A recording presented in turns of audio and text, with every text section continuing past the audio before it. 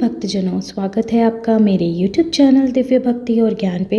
अगर आपको मेरे वीडियोस पसंद आए तो कृपया इसे लाइक करें और इस चैनल को सब्सक्राइब करना ना भूलें ताकि आप मेरे आने वाले सभी वीडियोस देख सकें। धन्यवाद। जैसे कि भगवान शिव को त्रिपुरारी भी कहते हैं, आज मैं आप सबको बताऊंगी कि उनका नाम त्रिपुरारी क्यों पड़ा। कार्तिक मास की पूर्णिमा को त्रिपुरारी पूर्णिमा भी कहते हैं। धर्म ग्रंथों के अनुसार इसी दिन भगवान शिव ने तारकाक्ष, कमलाक्ष व विद्युन्माली के त्रिपुरों यानी 3 नगर का नाश किया था। त्रिपुरों का नाश करने के कारण ही भगवान शिव का नाम त्रिपुरारी से प्रसिद्ध हुआ। आइए जानते हैं भगवान शिव ने कैसे किया त्रिपुरों यानी 3 नगरों का नाश। शिव पुराण के अनुसार दैत्य तारकासुर के 3 पुत्र थे, तारकाक्ष, कमलाक्ष व विद्युन्माली। जब भगवान शिव के पुत्र कार्तिकेय ने तारकासुर का वध कर दिया तो उनके पुत्रों को बहुत दुख हुआ। उन्होंने देवताओं से बदला लेने के लिए घोर तपस्या कर ब्रह्मा जी को प्रसन्न किया। जब ब्रह्मा जी प्रकट हुए तो उन्होंने अमर होने का वरदान मांगा, लेकिन ब्रह्मा जी ने उन्हें इसके अलावा कोई दूसरा वरदान मांगने के लिए कहा। तब उन तीनों ने ब्रह्मा जी से कहा कि आप हमारे लिए 3 नगरों का निर्माण करवाइए। हम इन नगरों में बैठकर सारी पृथ्वी पर आकाश मार्ग से घूमते रहें।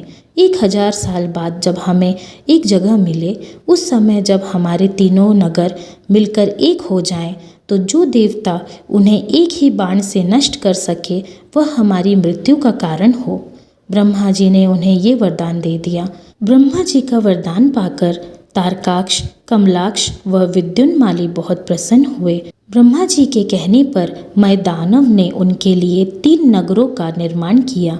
उनमें से एक सोने का, एक चांदी का व एक लोहे का था। सोने का नगर तारकाक्ष का था, चांदी का नगर कमलाक्ष का था व लोहे का विद्युन्माली का।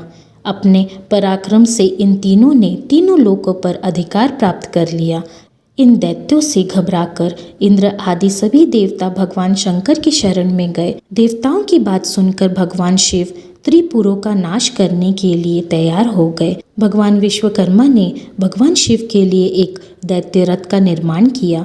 चंद्रमा व सूर्य उनके पहिए बन गए और इंद्र, वरुण, यम और कुबेर आदि लोकपाल उस रथ के घोड़े बन गए। हिमालय धनुष बने और शेषनाग उनकी प्रत्यंचा। स्वयं भगवान विष्णु उनके बाण तथा अग्निदेव उनकी नोक बने। उस दिव्य रथ पर सवार होकर जब भगवान शिव त्रिपुरों का नाश करने के लिए चले तो दैत्यों में हाहाकार मच गया। दैत्यों व देवताओं में भयंकर युद्ध छिड़ गया।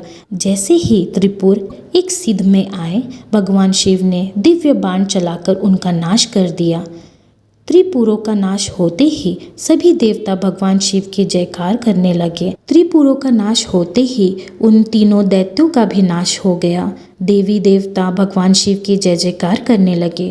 त्रिपुरों का अंत करने के लिए ही भगवान शिव को त्रिपुरारी कहने लगे।